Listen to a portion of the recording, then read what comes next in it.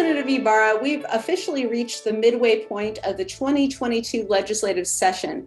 What will lawmakers be working on this week? Well, we had policy cutoff on Friday, and today we have fiscal cutoff.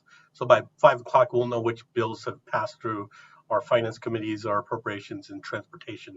So we'll be looking at those really closely to start working on Senate bills that are coming through the system at the moment. What bills did or did not make it?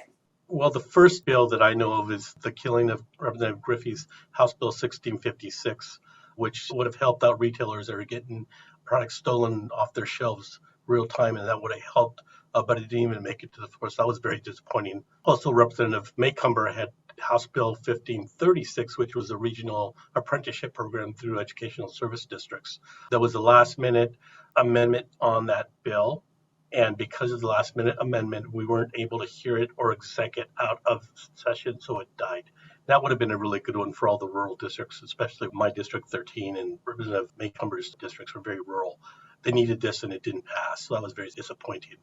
Also, there was no public hearings on tax relief. There's $8.8 billion of surplus tax revenue at the moment, and they're not going to use some of those funds in order to bring down taxes for everybody across the state.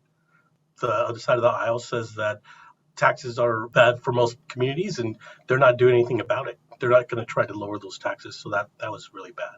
We actually had a reduced sales property tax levies per Representative Orcutt, an expanding working family tax credit through Representative Stokesbury, and a gas sales tax reduction bill that did not even get a hearing. So that was very, very disappointing. And there was also no debate on the long-term care bill that, even though it was delayed 18 months, it's still there. And it's still in the same place it was before. Still there. We tried to get repealed, but the repeal and replace bills were not heard at all. And again, very disappointing.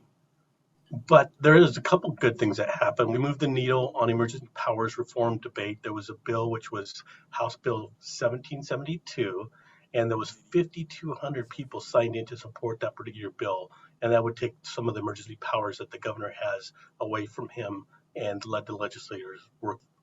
With only a few weeks of session left, what are the big public policy topics that you'll be focusing on? Well, there's still a lot, but mostly public safety concerns. So that's a really big thing. There's a lot of bad bills passed last year. And what we're trying to do now is to fix the bad bills, make them less bad. So there's a whole bunch of problems out there concerning the bills that were passed last year. The problems are clear to anybody who's paying attention. Violence, retail theft, vehicle theft, car break-ins, catalytic converter theft, drug sales, graffiti, all bad, and we want to make them better. We tried last year without success.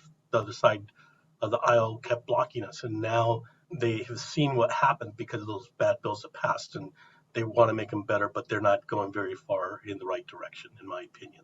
Also, there was the Republican Safe Washington plan trying to reform the reforms. We want to make those bad bills better.